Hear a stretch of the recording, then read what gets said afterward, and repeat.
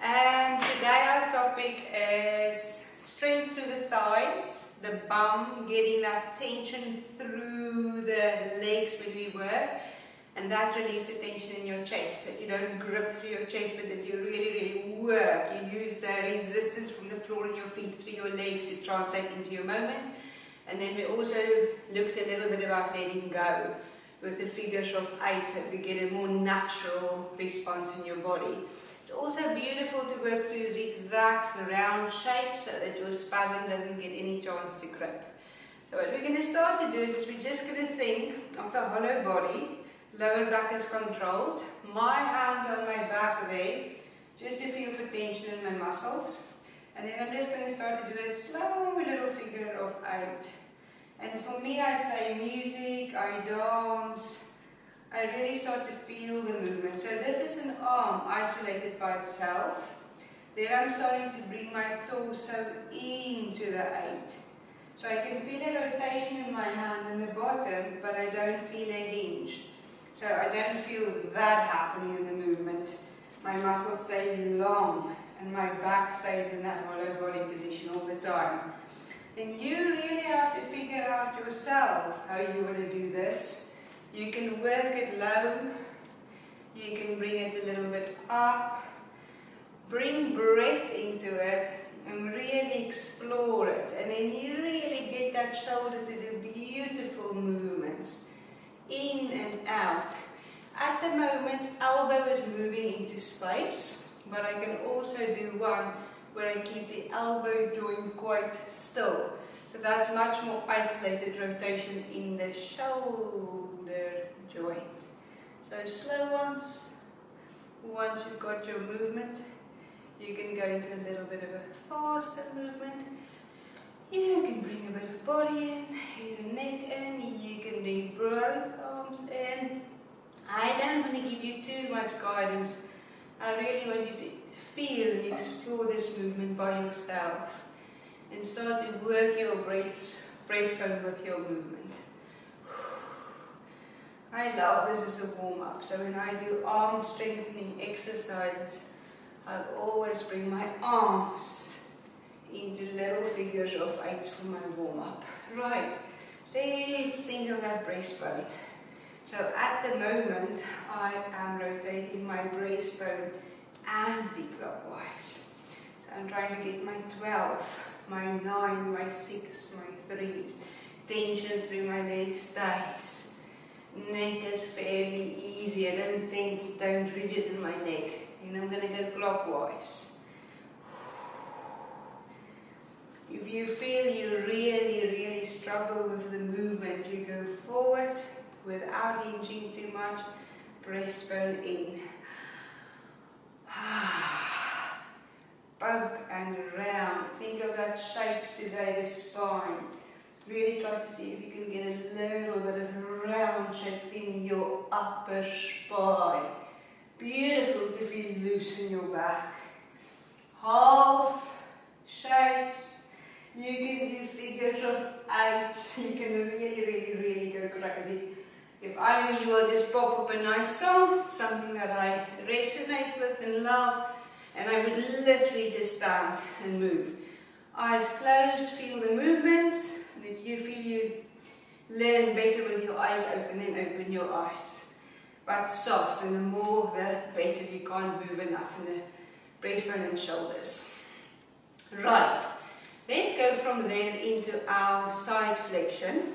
So we spoke about the tension in your legs today, not forward, not back, in the middle. Not leaning, not hinging, literally just stuck into hollow body. Nice tension through those legs for me.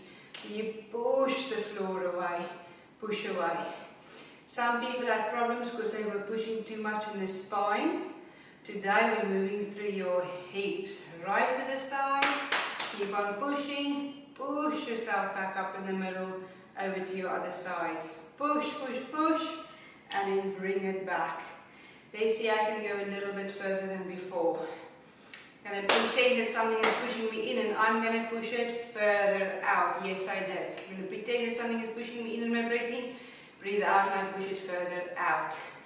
and then come back in. Breathe in, breathe out in the middle, push and push a little bit further. Breathe in, breathe out a little bit further. Right, let's add your arm. I'm going to travel through my ankle, my knee, my hip, my waist, and important part of my core. Rib cage, that arm comes nice and wide. Head is sleeping on my little pillow. Core is working, ribs up, breathing down. See how that hip moves to the side? Horizontal line, seeing if I can bring my arm horizontal across. Not forward, rather back. And then come up through the ankle, the knee, the hip, the waist, the ribs, etc. Ankle, knee, hip, waist, rib, core, breathing, arm up, head and neck sleeping, relaxed. Deep, deep, deep core work, really trying to get that arm across. If the arm is too much for you at the moment, then do the variation that I'm going to give you next.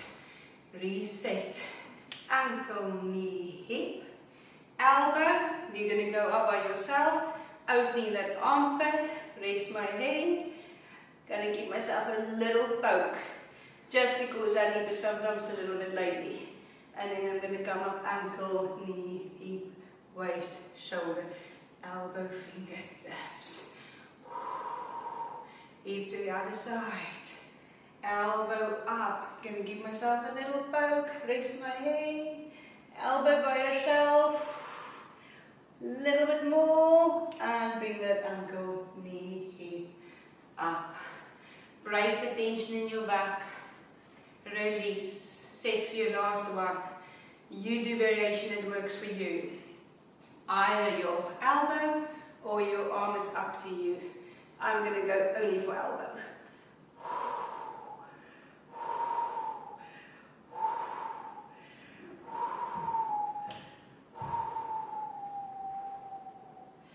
Feel pretty happy with that one. I can even feel it in my knee. Over other side.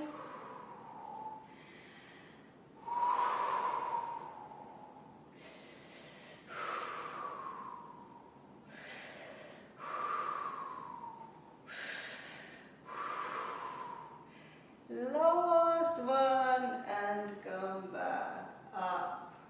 Definitely want to yield, break my knees. Give myself a little break. Nice and strong. Whoa. Right, let's go into diagonal. So I'm not going to get good morning behind. Today we're going to do good morning in the diagonal. Tension through that legs is absolute key. Keep on pushing your hip. Keep on pushing, sink in that groin. You got to push there. And then bring it back up through resistance. We're going to go for 4. As far as you can. How far is my hip outside of my ankle? And then bring it back in. Once again, I really don't feel tension in my mid-back. Only my hips. If your hips are stiff or you're weak, what you'll feel is you're starting to work hard through your back. You feel residual tension or pain. It means you need to scale back a little bit and give your hips a little bit of time to respond. Right, let's try the other side, diagonal. Into that hip joint. Little bit more. And then release. I always feel more pain. Pain is a big word. A little bit more strain or discomfort on my left side. Little bit more. Keep on pushing.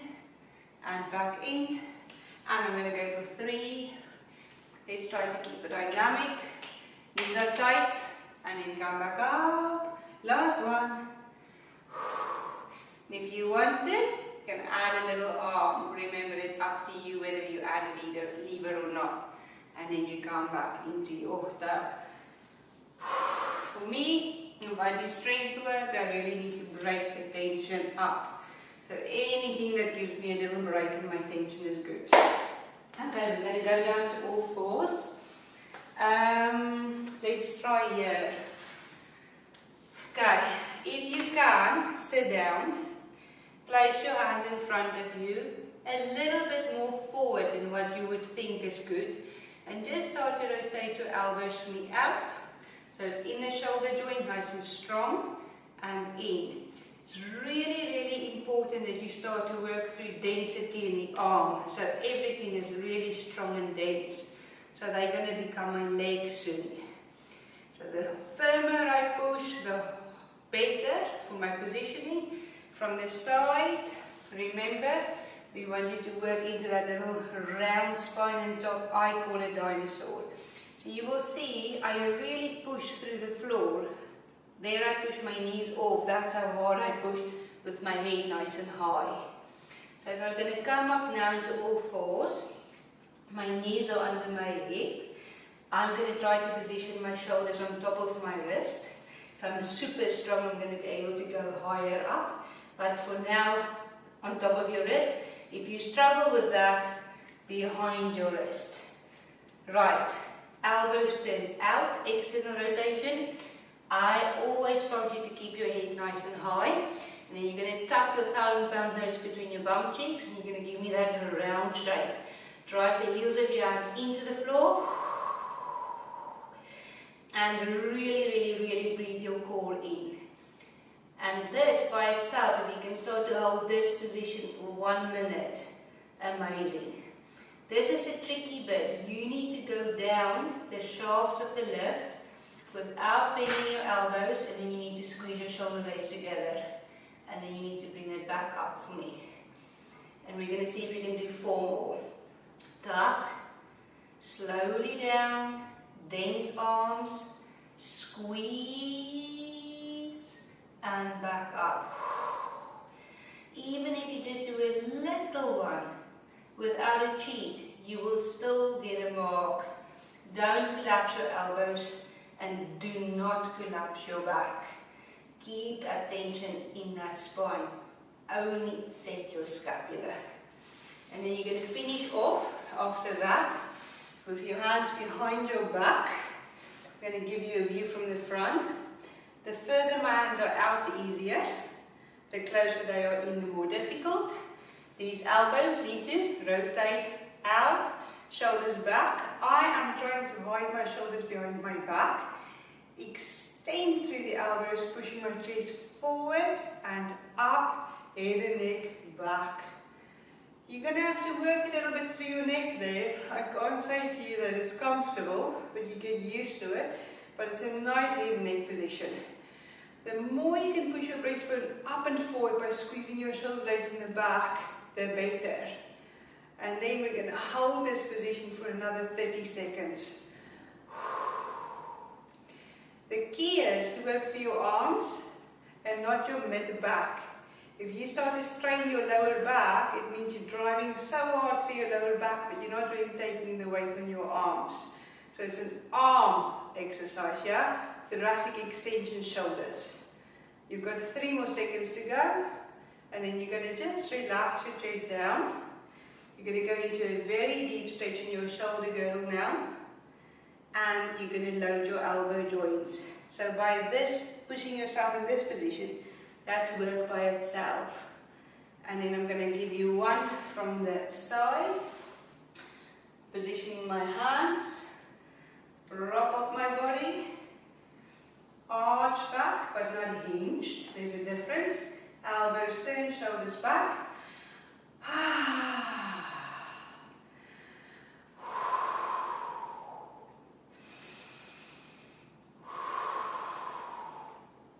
I always look for infinite changes.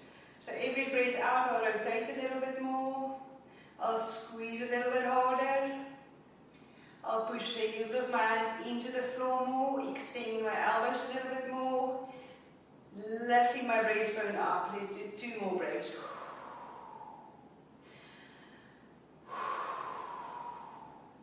And then you're gonna relax it out. Well done. If you want to, you can move your bum a little bit forward. If you feel you want to, just walk, activate your arms, And you literally just have to go as far as you feel you can. You don't have to kill yourself. So it's literally up to you whether you do this stretch or not. The arms are still active, I'm not passive. I'm just trying to get my lower back flat on that floor. And then just push a little bit through the hands, keep it active. And then you can stay in this position for another 30 seconds and then you're done.